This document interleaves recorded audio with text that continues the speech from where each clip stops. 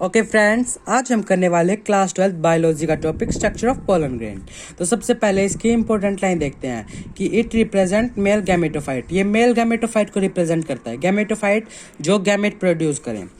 अब जो pollen grain होते हैं उनकी shape, size, colour, design vary करती है species to species, but generally जो इनकी शेप होती है वो स्फेरिकल होती है, जिसका डायमीटर होता है 25 से 50 माइक्रोमीटर।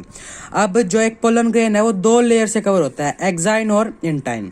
सबसे पहले एक्साइन के बारे में करते हैं। एक्साइन आउटर लेयर है पोलन ग्रेन की और बनी होती है स्पोरोपोलेनिन से।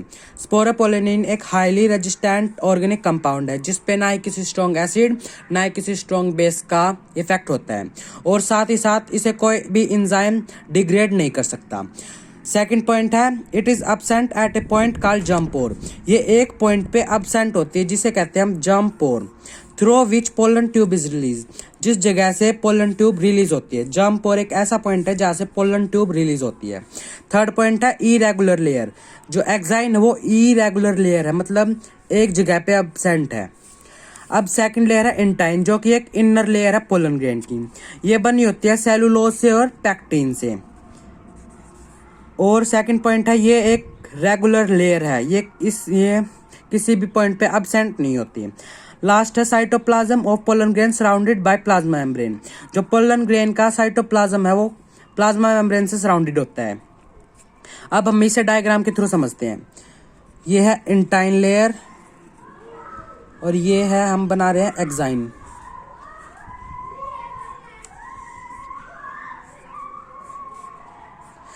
तो अब एक पॉइंट पे, जैसे यहाँ पे ये पॉइंट है जहाँ पे ये अब्सेंट है, तो यहाँ से पोलन ट्यूब रिलीज होगी। ये पॉइंट है जंप पोर, ये एक्साइन और अंदर वाली लेयर इंटाइन। ये पोलन ग्रेन पूरा का पूरा। अब इसके अंदर दो सेल्स होती हैं,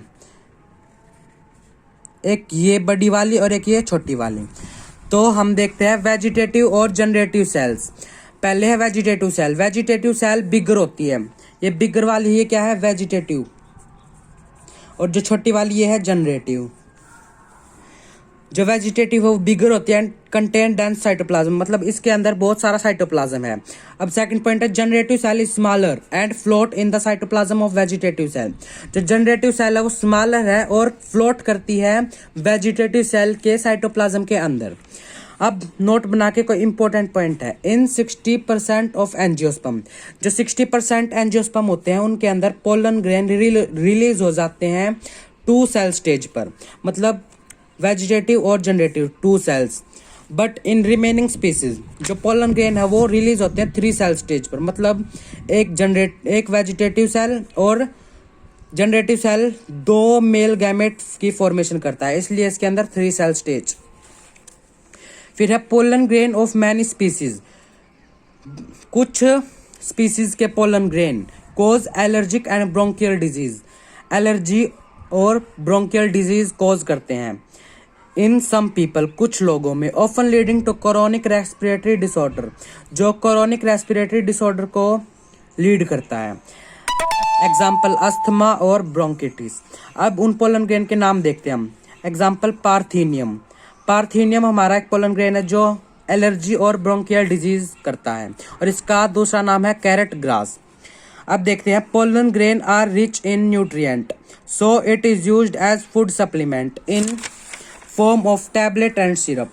जो पोलन ग्रेन होते हैं उनके अंदर बहुत सारा न्यूट्रिएंट होता है, जैसे प्रोटीन, तो इन्हें यूज किया जाता है in the form of tablet और in the form of syrups. It is mainly given to athletes को दिया जाता है और रेस